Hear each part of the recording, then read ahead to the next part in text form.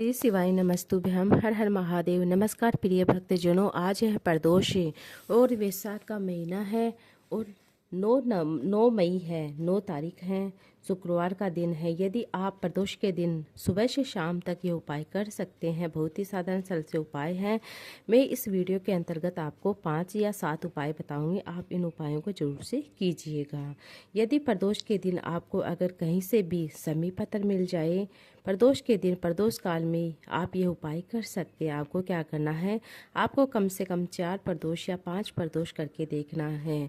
और यह किस लिए करना है यह भी जान लीजिए। आपको क्या करना है, वो लोग कर सकते हैं जैसे कि जिनकी नौकरी नहीं लग रही है, बार बार अप्लाई कर रहे हैं, या कोई बड़ी समस्या, बहुत ज़्यादा विकट समस्या है, कोई बहुत ज़्यादा बड़ी तकलीफ है, विकट समस्या है, कोई प्रबल समस्या है, तो आपको ये उपाय कर लेना है। आपको प्रदोष के दिन प्रदोष काल में अगर एक शमी पत्र भगवान देवादिदेव महादेव भोले बाबा की शिवलिंग के ऊपर आपको चढ़ा देना है। अगर आपके घर के पास में शिवालय है तो वहाँ जाकर कर सकते हैं, नहीं तो आप आपके घर में जो कंकर शंकर हैं, चाहे वह स्टील का शिवलिंग हो, चाहे कंकर का शिवलिंग हो, चाहे कांच का हो, चाहे नर्मदा का हो, कोई भी शिवलिंग हो, सोने चांदी तांबे किसी भी तरह का शिवलिंग है, तो आपको क्या करना है, प्रदोष के दिन प्रदोष काल के समय एक शमी पत्र भगवान देवादिदेव महादेव भोले बाबा की शिवलिंग पर अर्पित करना है प्रदोष काल के समय, और उसे 9:15 प्राप्त कर लेना है। 9:15 का एक शुभ मुहूर्त होता है, तो इस समय कोई भी हम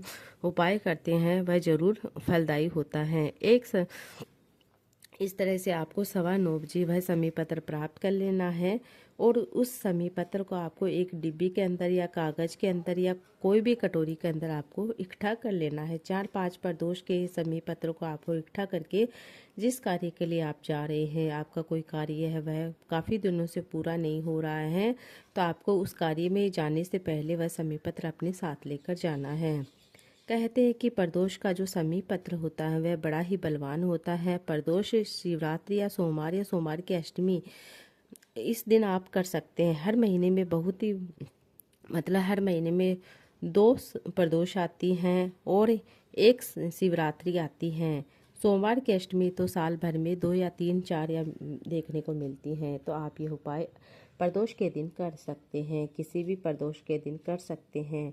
तो इस तरह से आप यह शमी पत्र वाला उपाय जरूर करके देखिएगा। आपके कार्य में जो भी रुकावट आ रही है वह जरूर दूर होगी। अब मैं आपको बता दूं कि जैसे कि वैशाख का महीना है और वैशाख का महीना है, शुक्रवार की प्रदोष है। यह इच्छा पूर्ति करती है कि वैशाख के महीने में आपको प्रयास करना है कि वैशाख महीने की जो प्रदोष होती है, प्रदोष काल में शाम के समय सूर्य जब डूब रहा होता है, अर्थात सूर्य जब अस्त हो रहा होता है, प्रदोष काल का समय वह समय होता है जिस समय सूर्य अस्त होने के 45 मिनट पहले का जो समय और सूर्य अस्त होने के बाद 45 मिनट के बाद का जो समय, अर्थात इन दोनों के बीच का जो समय होता है वही प्रदोष काल का समय होता है। तो आपको क्या करना है, भगवान देवादिदेव महादेव भोले बाबा की शिवलिंग के ऊपर आपको एक धतूरा और धतूरा के ऊपर आपको बेलपत्र साथ में ना लेकर उस बेलपत्र के 7 कांटे आपको शिवलिंग पर चढ़ा देने। अपनी जिंदगी में आ रही जो भी अड़चने होती हैं, जो भी तकलीफ होती हैं, आप जिस व्यापार में व्यवसाय कर रहे हैं, जिस नौकरी में जा रहे हैं, पर दिल से करें, आपको उसमें तरक्की जरूर मिलेगी। आप हार नहीं सकते, आप नीचे नहीं जा सकते, आप उन्नति की सीढ़ी की ओर बढ़ते चले जाएंगे।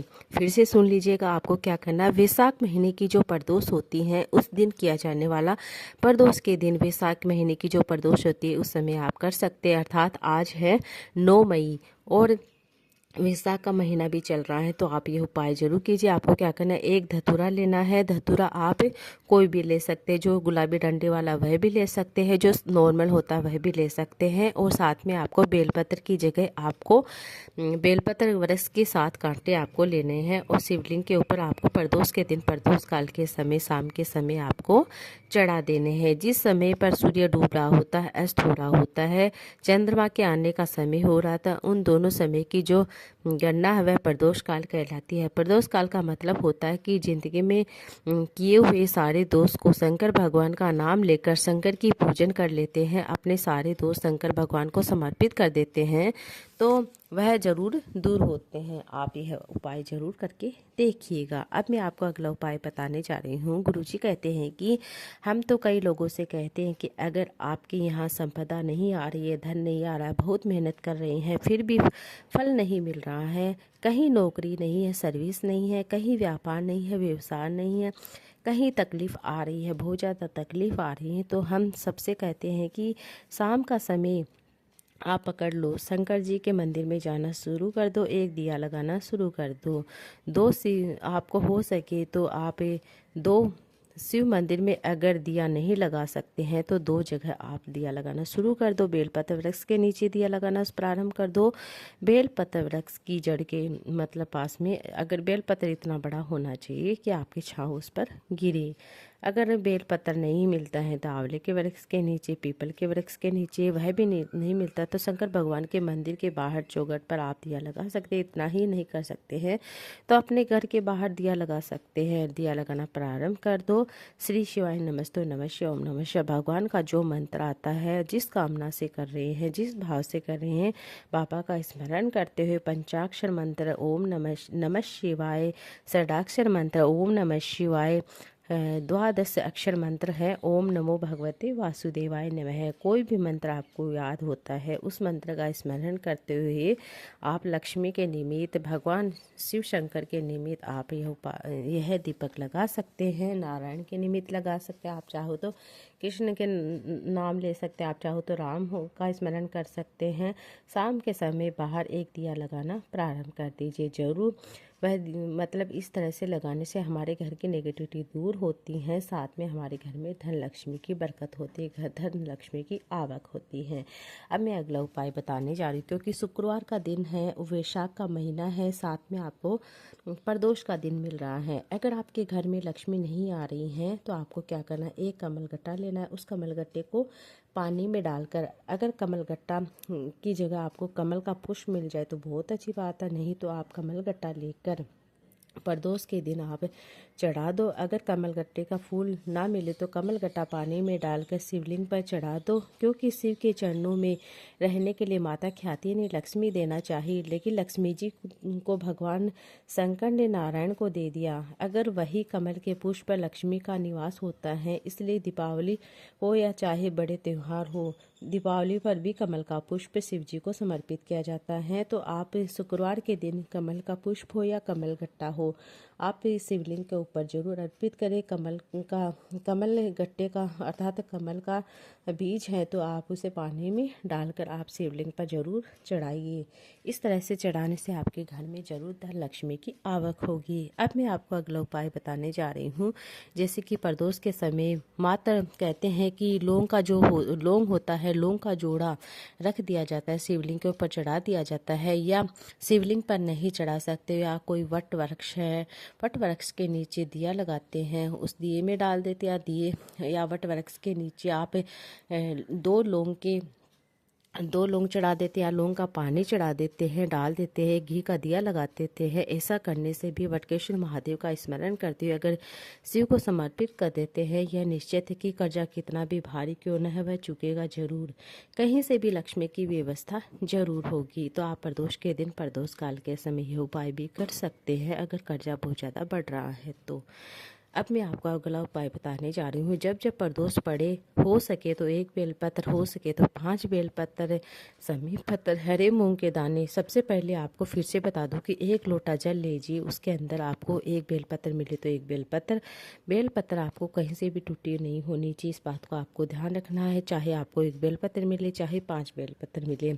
समी पत्र आपको चढ़ाना है, हरे मूंग के दाने चढ़ाने, उसी के अंदर डालने हैं, 1 लोटा जल के अंदर ही डालने हैं सारी चीज़ें। फिर से सुन लीजिएगा, 1 बेलपत्र या 5 बेलपत्र या समी पत्र, हरे मूंग के दाने, ये सारी चीज़ें 1 लोटे जल में डालकर, और आपको क्या करना है, प्रदोष के दिन, प्रदोष काल के से मान लो आपका बहुत ज़्यादा ज़रूरी कार्य बहुत दिनों से पूरा नहीं हो रहा, आप चाहते हैं, थक गए हैं कि आपका वह कार्य पूरा होना चाहिए, या कर्जा बहुत ज़्यादा बढ़ रहा है, धन नहीं आ रहा है, व्यापार नहीं चल रहा है, कोई समस्या बहुत ज़्यादा विकट है, एग्जाम में बैठ रहे हैं, और आप परीक्षा बार बार दे रहे हैं, उसमें रिजल्ट पॉजिटिव नहीं आ रहा है, तो प्रदोष के दिन प्रदोष काल में वह हरा मूंग जल समी पत्र 1 लोटा जल थोड़ा सा गुड़ डालकर शिवलिंग पर समर्पित करना प्रारंभ कर दो। 2-3 प्रदोष करोगे तो बाबा आपकी मनोकामनाएं अति शीघ्र पूर्ण करेंगे। आप यह उपाय भी जरूर करके देखिएगा। अब मैं अगला उपाय बताने जा रही हूँ। बहुत ही साधारण सरल सा उपाय है, प्रदोष के दिन आप प्रदोष काल के समय कर सकते हैं।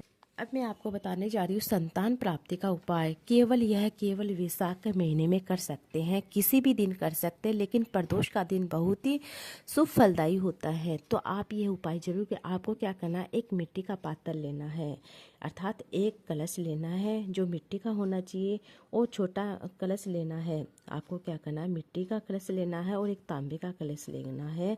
और आपको क्या करना है, माँ पशुपति, दक्ष प्रजापति और माँ भीलनी के इन तीनों नामों का स्मरण करना। फिर से सुन लीजिए, माँ पशुपति, दक्ष प्रजापति और माता भीलनी, इन तीनों का स्मरण करते हुए जो वट के नीचे शिवलिंग बना हुआ है, अगर वट के नीचे शिवलिंग नहीं बना हुआ है तो आप पार्थिव शिवलिंग बनाकर भी वट के नीचे कर सकते हैं। चाहे वह ओटले पर हो, चाहे वह पत्थर का हो, चाहे वह सीमेंट का हो, चाहे वह कंकर का हो, चाहे वह किसी भी धातु का हो, जिस भी चीज़ का बना होता है वट के नीचे शिवलिंग, उसका आप पूजन कर सकते हैं। जब आप मतलब इस तरह से जल लेकर जा रहे हैं, एक पात्र में एक मिट्टी के पात्र में आपको जल लेकर जाना है, एक तांबे के पात्र में लेकर जाना है।